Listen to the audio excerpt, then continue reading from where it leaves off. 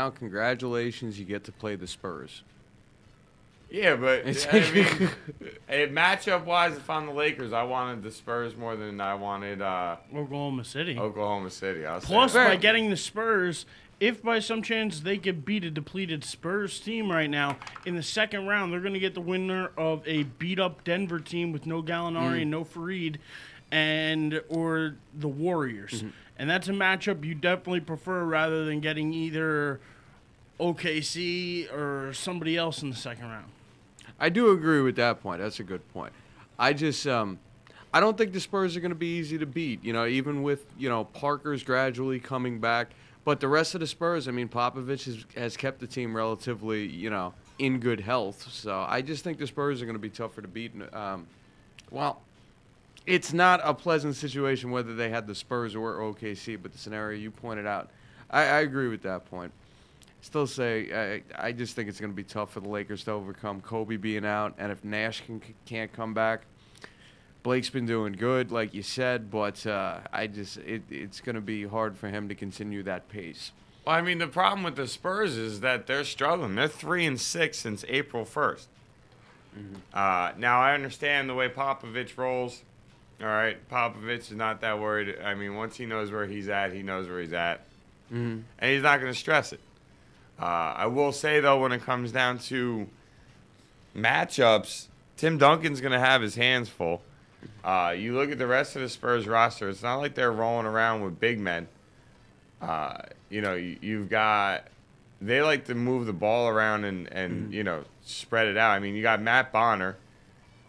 Well, the big front court guys besides Tim Duncan for them are Tiago Splitter, who's had a pretty good year this year, and DeJuan Blair, who when he does play can be pretty good. I'm not saying that they're Dwight Howard or Pau Gasol, but I think the one thing that San Antonio may have on them is they do have guys not outside of the big three in Kawhi Leonard and Danny Green and Splitter. They do have some younger guys in terms of their depth players that I think, they have relied on them at times this year. And I just think the fresher legs may be what, winds up catching up to the Lakers in the long run. It definitely will have an impact. But I think that you're going to see it'll be interesting because the Lakers do not want to run up and down the court, but neither do the Spurs. Yeah. Neither team is a fast break team. And that's why, you have to sit here and say, matchup-wise, if the Lakers could choose, they definitely prefer San Antonio over Oklahoma City because Oklahoma City just wants to run on you. I agree. That they're loaded with athletes and guys that can score the basketball. And I really think that if there's a matchup that gives the Lakers the best chance to get out of the first round, it's against San Antonio. Now, I think San Antonio still wins this series. Absolutely. But they're going to need to start playing San Antonio basketball to do so because if they play like they've been playing in April, the Lakers are going to beat them in this series. Tony Parker's not playing good. Ginobili's been out. Duncan's been playing pretty damn well. Second oldest player ever to what was the stat I saw this morning? It wasn't something I wrote down. It was just something I happened to see really quick. He behind Wilt Chamberlain in 84, 85, second oldest player to, I think, lead his team in blocks and rebounds or something random like that. But Timmy Duncan's still doing his thing. Constant pro. He's going to, I think what could be your difference maker in this series more than anything else is I just think Popovich is a better coach than D'Antoni. Absolutely. And I think the adjustments made by Popovich will be better than the adjustments made by D'Antoni. This goes down to a Game 7, and I got to have a guy draw me up a play to get a basket out of a timeout. Definitely trusting Popovich over D'Antoni. I think that really could be your difference maker in the series between the two teams. So I couldn't agree more with that point. Though I will reiterate something we said a month ago when it first looked like Kobe was going to be out for a while before he came back the first time. If Dwight Howard ever wanted to make his stamp on him being the superstar for this generation, and being worthy a lot of the hype that is on him, this is his time to dominate the series. Because like you said, they do match up pretty favorably. You know, as much as the Spurs may have some younger guys and the Lakers don't really have a lot of young guys with a lot of talent that get a lot of play for them. If Dwight Howard wants to dominate this series, I think the opportunity is ripe for him to do it and take over. And short of that, I really think that would be the only thing that I could see springboarding the Lakers to a win in this series. I don't know if you agree with that one, Eric, but I think, you know, there's a few factors in the series. I mean, it's not just Dwight Howard. It's not just, you know, the coaching matchup. A lot goes into it, and the way I look at it like you're right. If Dwight Howard wants to make a stamp, he can make a stamp. But the guy, to me, that's had the biggest impact since Kobe went down a couple games ago has been Paul Gasol. I had a feeling you were going to say that. Yeah. And Paul Gasol is a guy because he's a 7-footer who could stretch the court a little bit.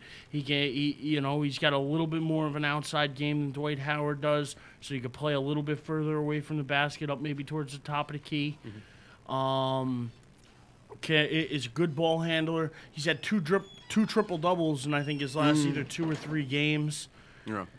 Oh, it's definitely going to be on him. And nobody else, and I said this to Dave last week, there's nobody else in the league that has a big man combo like the Lakers do. A lot of teams in the NBA right now are guard-oriented teams.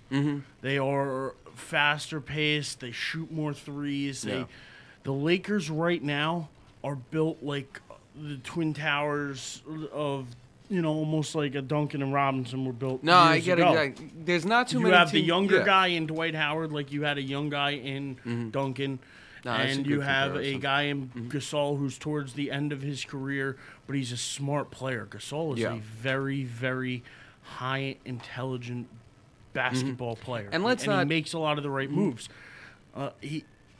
The triple doubles to me stand alone. I mean, he's not just doing it by scoring. He's not just doing it by rebounding, but he's making a lot of passes as well. He's really become a big asset for them. And if they can get Steve Nash, an actual distributor, back to distribute the ball to these two big guys, start playing some high pick and rolls, this team could be a team that's very dangerous. And to me, this team is a team that if they could somehow get by San Antonio, will get to the Western Conference Finals. And if they could get everything right, if they could do everything right and figure out how to play with these two big men like they're doing now, I'll tell you what, they play a different style than Oklahoma City, but that doesn't necessarily mean they'll get beat by Oklahoma City. If they could figure it out, play inside, make it a half-court game, take away that fast-paced offense, you could be looking at a Laker team that could make a very deep run in this playoffs. I'm not going to pick them against San Antonio. No. But if they get by San Antonio, I definitely would have them in the Western Conference Finals. And that's the worst part. I think offensively, this team has the talent to pretty much do whatever they want to do. The problem is they're terrible defensively unless they have Dwight constantly out there protecting the rim, and you know fouls are going to become part of that at least in a couple games. And based on what referee crew you got, you're going to, will really determine how aggressive or how unaggressive Dwight Howard could be. He had 4 blocks last night. I watched 2 of them. They could have been called fouls. I don't think they should have been called fouls. I agree with the ref not making a call. I think it was good defense. But depending on the crew, it could have been. Based on the crew, it could have. Two of them that I got the chance to watch could have been called fouls. Absolutely. Yeah. The one thing I'll say, going back to what you were saying about Gasol, I think it would be, personally, I think it would be great to see Gasol come out and have a big series because of all the crap he took from his coach D'Antoni, trying to have him come off the bench and all these different things. For him to actually put this stamp and be like, no, I'm not a bench player. I'm a legitimate starter on this team. I think that'd be a great statement for him.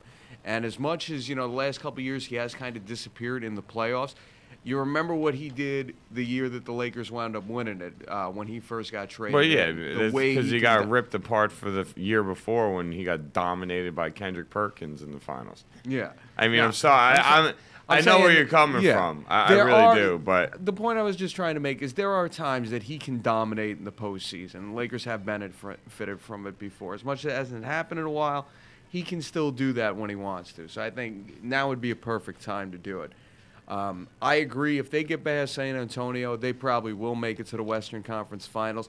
I got to be honest, though. I'm picking Oklahoma City to go to the NBA Finals against Miami. I think that tends to be the worldwide agreement that we're going to end up seeing a rematch of last year's finals. And as much as I think the Lakers could be trouble for OKC if they do get there, I think OKC would wind up pulling that out in 6, truthfully, just because of the younger legs factor. And, well, why don't we throw out a prediction for this, and we'll tie a nice little bow on it, and we'll hit our first break of the day. Cool. So me personally, I got the Spurs taking it in 6 games. I think the Lakers win 2. I think the Spurs still take it in 6. I got the same. Yeah, I got the same as well. Yeah, because if they don't get it in 6, I don't think they beat the Lakers in Game 7. Oh, okay. So you thinking if it went 7, you think the Lakers would take them in 7? I don't think that it'll go 7 though. I don't take San Antonio in 6. See, I actually would feel the opposite. Yeah, just for the fact that without Kobe, Game Yeah. 7 in San Antonio, I think I would trust the Spurs more. Yeah, I would do it for the home Telling court, you, truthfully. do not be shocked if the Lakers win this series.